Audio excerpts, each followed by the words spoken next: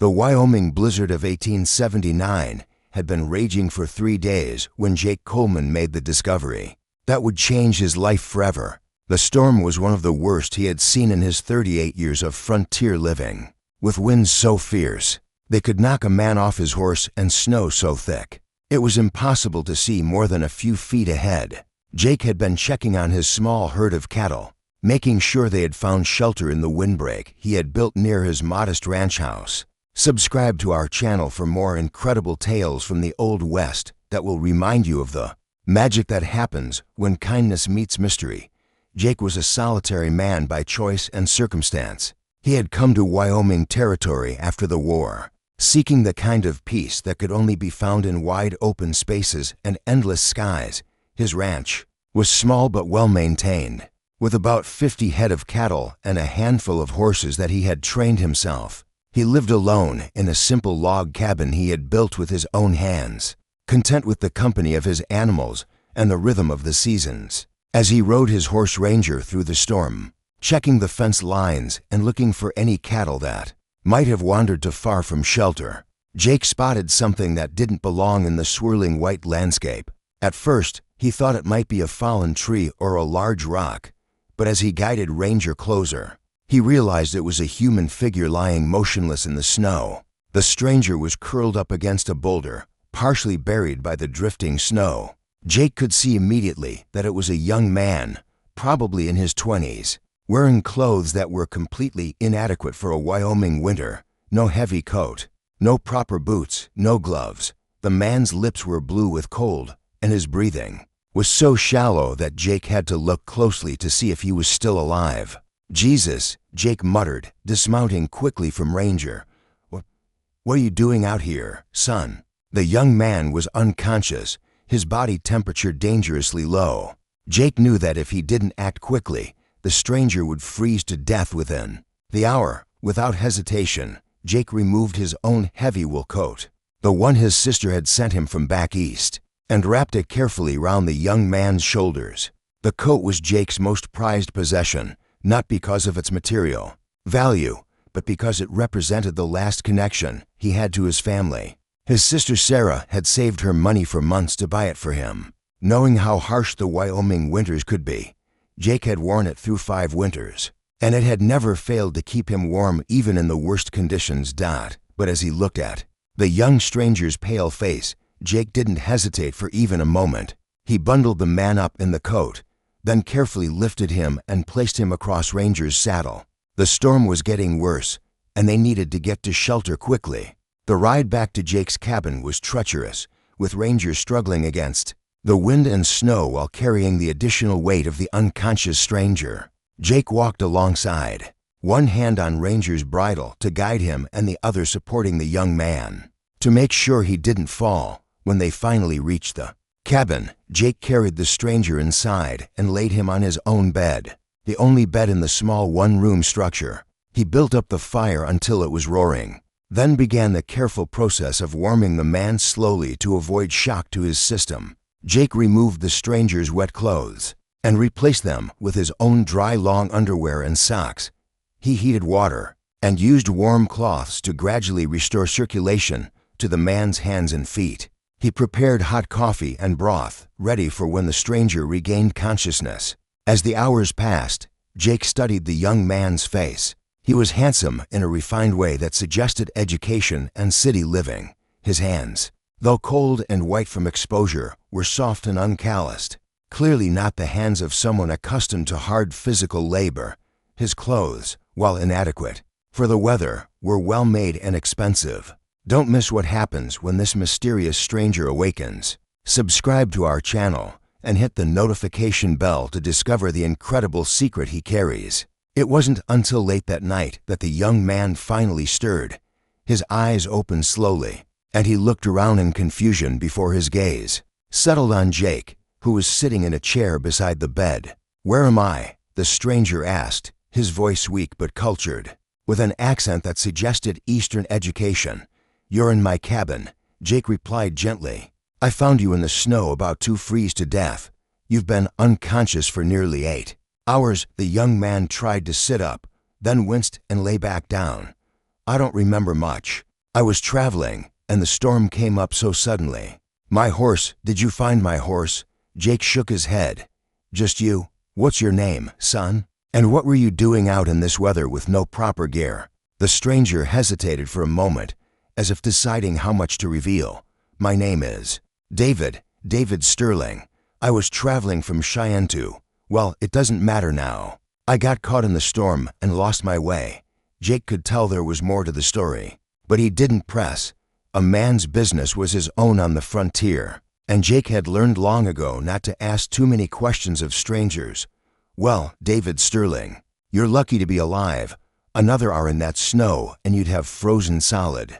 David looked down at himself, noticing for the first time that he was wearing Jake's clothes. These aren't mine. What happened to my clothes? They were soaked through. I had to get you into something dry. Jake gestured toward the fire, where David's clothes were hanging. They'll be dry by morning. It was then that David noticed something else. You gave me your coat, didn't you? The one I was wrapped in when I woke up briefly? Jake nodded. You needed it more than I did. David stared at Jake for a long moment, something profound passing across his features.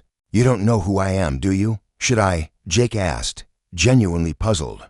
Most people around here would recognize the name Sterling. My family owns considerable property in this territory. Jake shrugged. Property doesn't matter much when you're freezing to death. A man's a man, regardless of what he owns. David's eyes filled with an emotion that Jake couldn't quite identify. You saved my life without knowing anything about me, without expecting anything in return. It's what anyone would do, Jake replied simply. No, David said quietly. It's not what anyone would do. It's what a good man would do. The storm continued to rage outside for another day and night, making travel impossible. During that time, Jake cared for David with the same attention he would have given to an injured animal, making sure he was warm, fed, and comfortable. They talked about many things, but David remained somewhat mysterious about his background and his reasons for traveling. Jake learned that David was well educated, having attended universities back east. He spoke of books and music and art with the passion of someone who had experienced the finer things in life. But he also listened with genuine interest when Jake talked about ranching, about reading the weather and understanding the land. You have a good life here, David observed. On the second night, as they sat by the fire sharing Jake's simple dinner of beans and bacon. Simple, but good. It suits me, Jake replied. I've got everything I need. Most men want more than they need, David said thoughtfully. More usually means more problems. Jake said, I learned that lesson the hard way. On the third morning, the storm finally broke. Jake woke to brilliant sunshine streaming through his windows and a silence that felt profound. After days of howling wind, David was already awake, sitting up in bed and looking out the window. It's beautiful, David said. I've never seen anything so peaceful.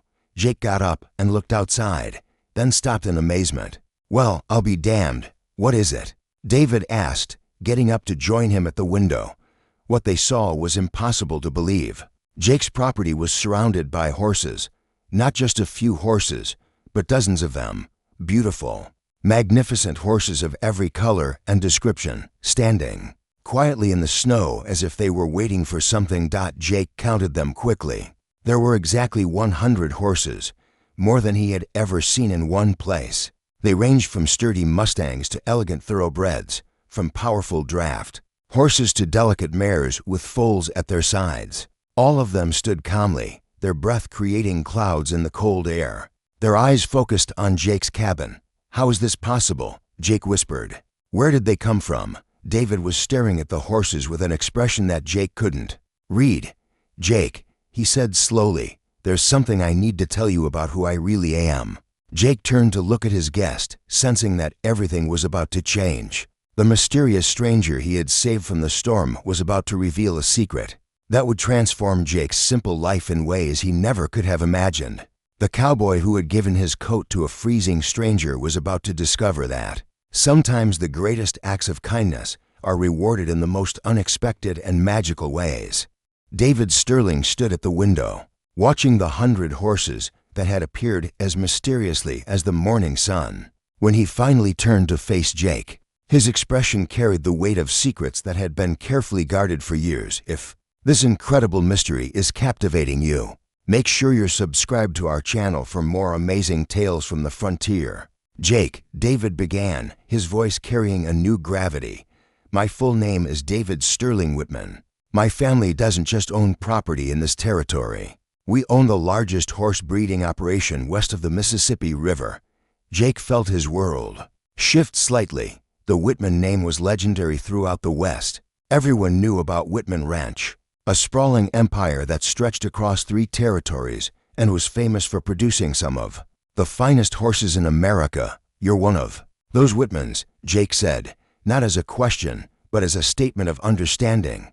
David nodded. My grandfather started the ranch 50 years ago with nothing but a dream and 12 wild Mustangs. He captured himself. My father expanded it into what it is today. I was supposed to inherit it all when he died last year. Supposed to, Jake picked up on the past tense. David walked back to the bed and sat down heavily. I had a falling out with the family, a disagreement about how the business should be run, about how we should treat our workers and our animals. My stepmother and stepbrothers saw an opportunity when my father died and managed to have me written out of the will.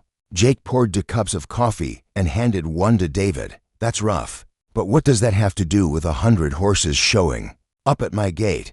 David smiled for the first time since Jake had known him. There's something about our horses that most people don't know. Something that's been passed down through 3 generations of Whitmans, but has never been spoken of outside the family. What kind of something? Our horses choose their masters, David said simply. Oh, we break them and train them like any ranch, but the truly special ones, the ones with the bloodlines that go back to my grandfather's original herd, they have an almost supernatural ability to judge character. Jake raised an eyebrow skeptically. Horses judging character. I know how it sounds, David continued, but it's true. These aren't ordinary horses, Jake.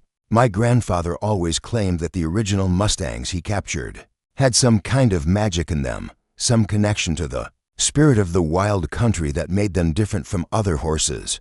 David stood and walked back to the window, gazing out at the magnificent animals that stood waiting in the snow when my father was dying.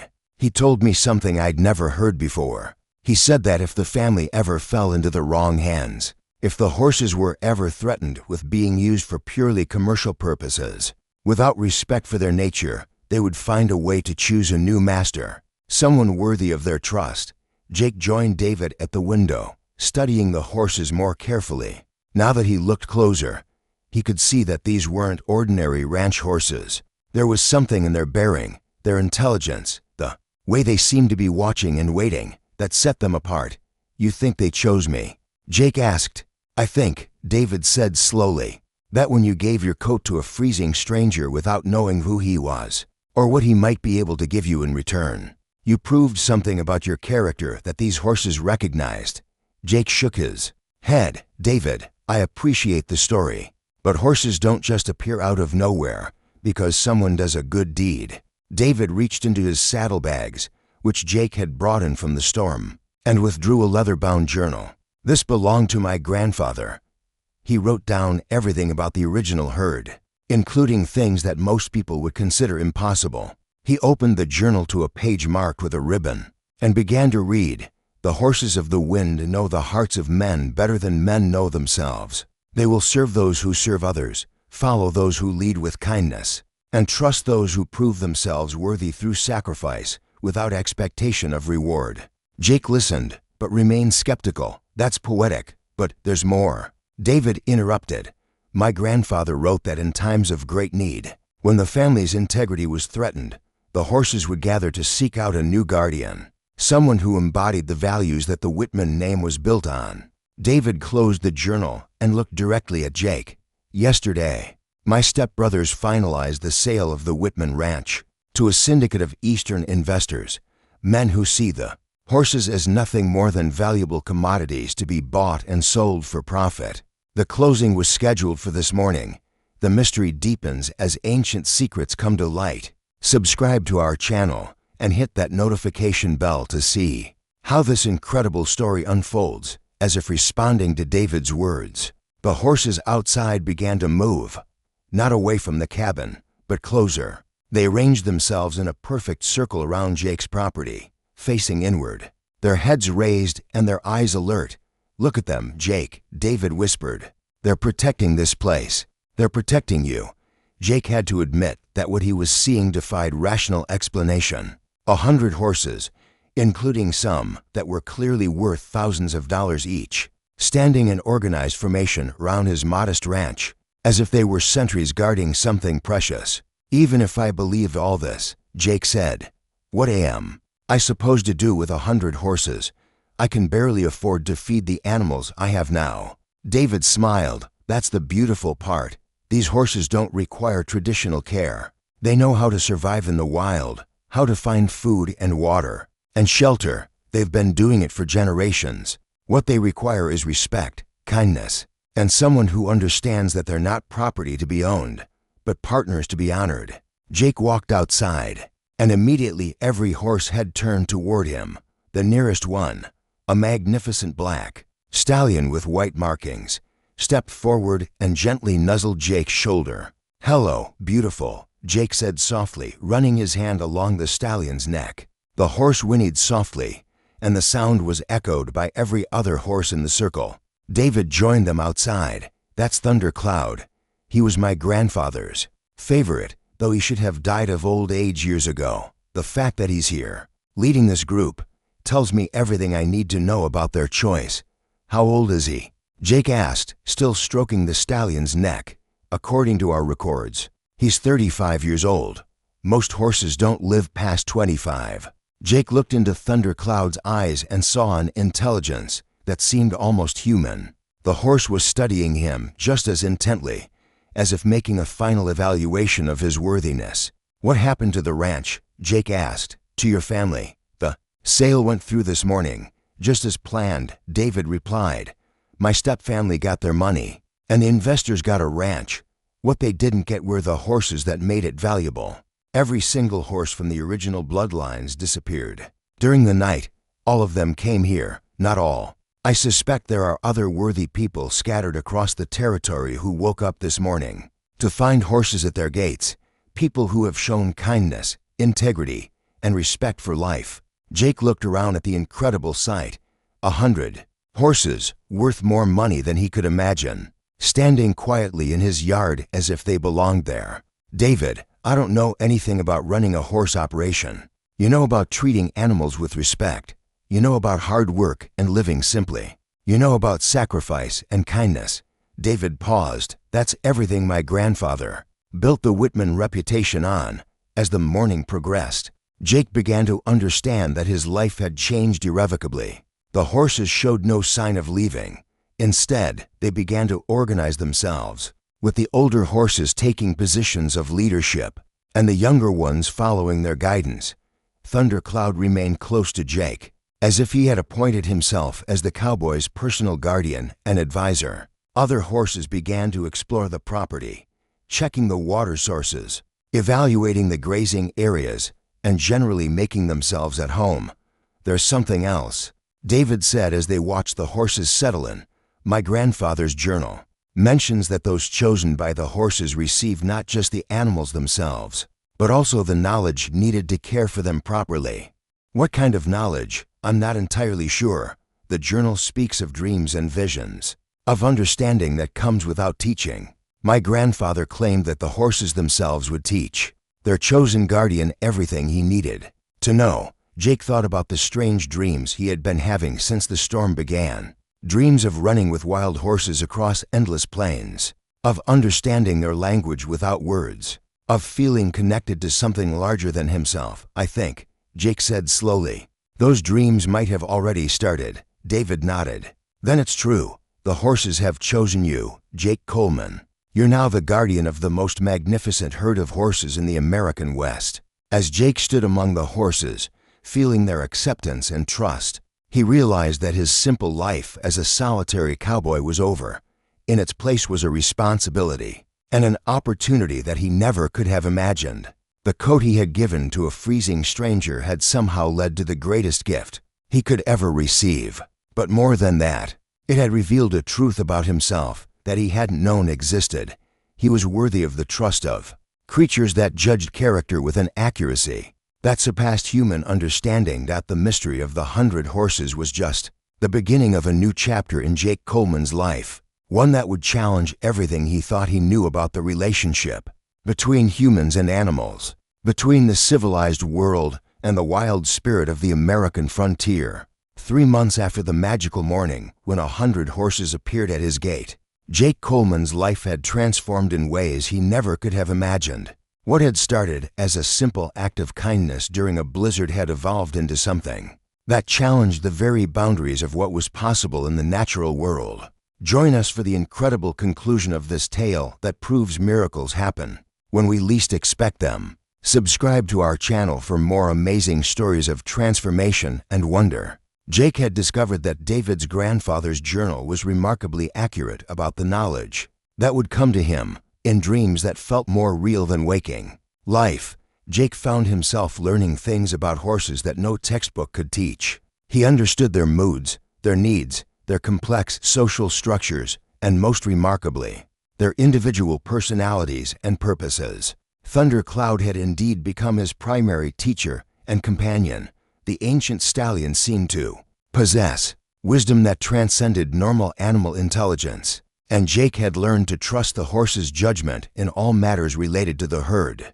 The 100 horses had organized themselves into several distinct groups, each with its own role and responsibility. Some were natural guardians, patrolling the boundaries of Jake's expanding property and protecting the herd from potential threats. Others were teachers, working with younger horses to pass on the knowledge and skills that had been refined over generations. A group of the most intelligent mares had taken on the role of scouts, regularly traveling throughout the territory to identify other worthy individuals who might benefit from the partnership of a Whitman horse. Word had spread throughout Wyoming and beyond of the mysterious Cowboy, whose horses seemed to choose their own riders.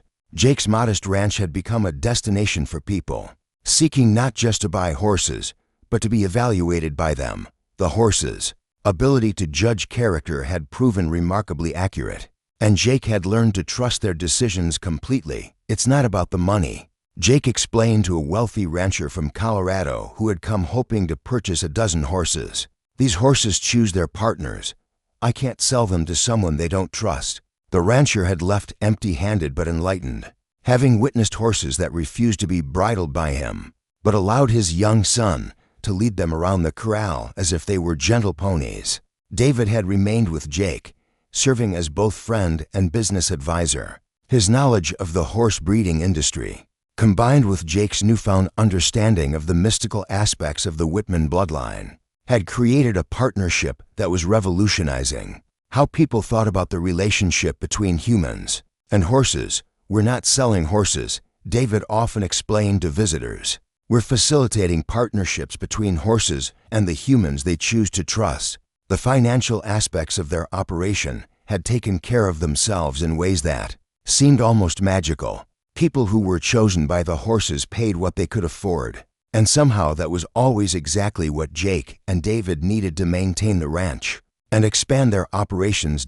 Jake had used some of the income to purchase the surrounding land, creating a vast preserve where the horses could roam freely while still maintaining their connection to human civilization. The ranch now covered over 10,000 acres of some of the most beautiful territory in Wyoming. But the most remarkable development had been the arrival of other horses, not just offspring of the original herd, though there had been several, foals born with the distinctive intelligence and sensitivity of their parents, but wild horses that seemed drawn to Jake's ranch by some invisible force.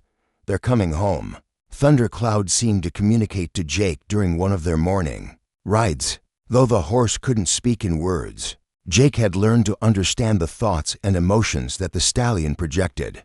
Jake had realized that his ranch was becoming something unprecedented, a place where the boundary between wild and domestic, between animal and human consciousness, was dissolving into something entirely new.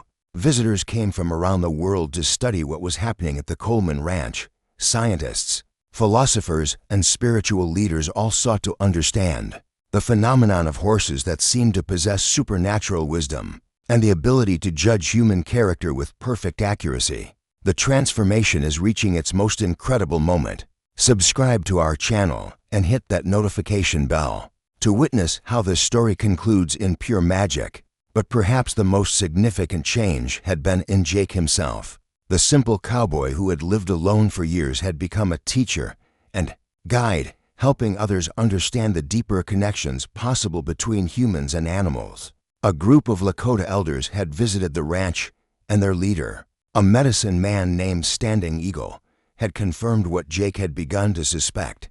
These horses carry the spirit of the ancient herds, Standing Eagle had explained. They remember when horses and humans were true partners. Before the white man's way separated them, your ranch is becoming a bridge between worlds. Jake had been particularly moved when families began bringing their children to the ranch.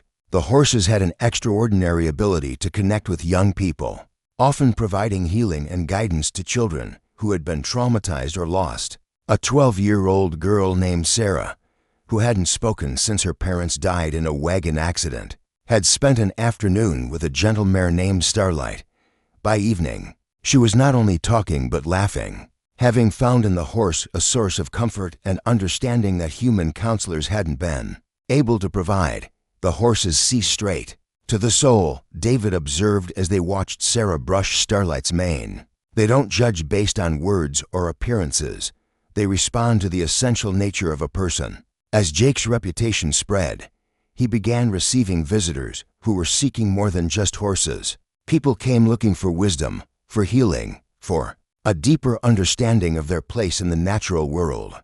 Jake had never considered himself a teacher or a philosopher, but he found that his experiences with the horses had given him insights that people valued. He learned to share the lessons the horses had taught him about patience, about trust, about the importance of living in harmony with the natural world. One of his most frequent visitors was a young woman named Emily Patterson, a teacher from the nearby town of Laramie. She had initially come to the ranch seeking a gentle horse for her students to learn riding, but she had returned week after week, drawn by something she couldn't quite define. "There's a peace here," she told Jake one afternoon as they watched the horses grazing in the meadow, a sense that everything is exactly as it should be. Jake had begun to recognize the feeling Emily described. It was what happened when people opened themselves to the wisdom the horses offered, when they stopped trying to control and dominate and instead learned to listen and partner. The culmination of Jake's transformation came on a crisp autumn morning, exactly 1 year after he had found David freezing in the snow. Jake woke to find not just his usual 100 horses, but nearly 300, gathered in the meadow behind his house. Among them were horses he recognized from neighboring ranches, horses that had apparently left their current homes to join the growing herd. But there were also wild horses, including a magnificent herd of Mustangs led by a stallion that seemed to be thunderclouds equal.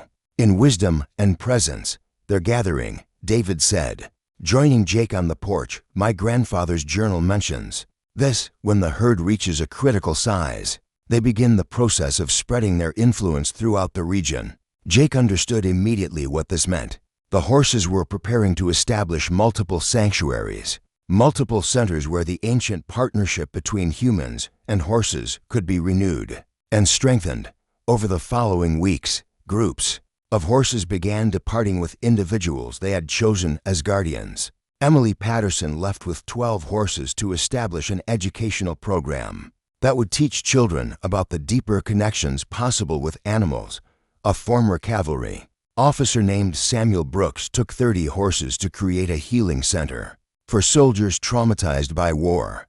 Each new guardian received the same gifts that Jake had been given: the knowledge needed to care for the horses, the ability to understand their communication, and most importantly, the responsibility to preserve and share the wisdom they embodied. This incredible story shows how one act of kindness can transform not just individual lives, but entire communities. Subscribe to our channel and share this tale with others who need to hear about the magic of compassion. As Jake stood in his expanded ranch, watching the sunset paint the sky in brilliant colors while hundreds of horses grazed peacefully around him, he reflected on the journey that had brought him to this moment. He had given his coat to a freezing, stranger out of simple human decency, never expecting anything in return. That act of kindness had revealed something about his character that had made him worthy of the trust of creatures whose wisdom transcended ordinary understanding. But more than that, it had opened him to possibilities he never could have imagined. The solitary cowboy who had sought peace in isolation had become the center of a movement that was changing how people understood their relationship with the natural world. David approached, leading Thundercloud, who despite his age showed no signs of slowing down. "Ready for our evening ride?" he asked. Jake mounted his favorite horse, a young stallion named Lightning, who had been born on the ranch and had chosen Jake as his partner from birth. Together, the three of them rode out into the gathering dusk, surrounded by the sound of horses moving through the grass and the endless sky of the Wyoming territory. "You know," Jake said as they rode, "sometimes I wonder what would have happened if I hadn't found you that night." David smiled. "I think the horses would have found another way. They're very patient, but they're also very determined.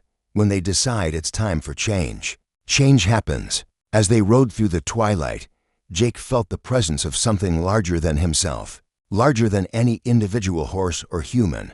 It was the spirit of the wild country itself, the essence of freedom and partnership that had once defined the relationship between humans and the natural world. The cowboy who had covered a frozen stranger with his coat had discovered that true wealth came not from owning things, but from being worthy of trust. The 100 horses that had appeared at his gate had brought more than just material prosperity. They had brought wisdom, purpose, and a deeper understanding of what it meant to live in harmony with the world around him. Thank you for joining us on this incredible journey that proves the magic that happens when kindness meets mystery. Jake Coleman's story reminds us that our greatest transformations often begin with simple acts of compassion, and that the universe has ways of rewarding those who give without expecting anything in return. If this story moved you, please subscribe to our channel, hit that notification bell, and share this tale with others who need to hear about the power of unexpected miracles. Let us know in the comments what moment of this story touched your heart most. Years later, when visitors came to the Coleman Ranch seeking to understand the phenomenon of the magical horses, Jake would always tell them the same thing. "It started with a coat given freely to someone who needed it more than I did. Everything else grew from that one moment of choosing compassion over self-interest." The ranch continued to thrive and expand, becoming a symbol of what was possible when humans approached animals not as property to be owned, but as partners to be respected. And at the center of it all was a cowboy who had learned that the greatest adventures begin not with seeking something for yourself, but with giving something of yourself to others. The mysterious stranger who had appeared frozen in the snow had indeed brought magic to Jake's life, but the real magic had been there all along in Jake's character, in his capacity for kindness, and in his willingness to help others without expecting anything in return. The horses had simply recognized what was already there and rewarded it in the most spectacular way imaginable. Controls Duchat Sonnet 4.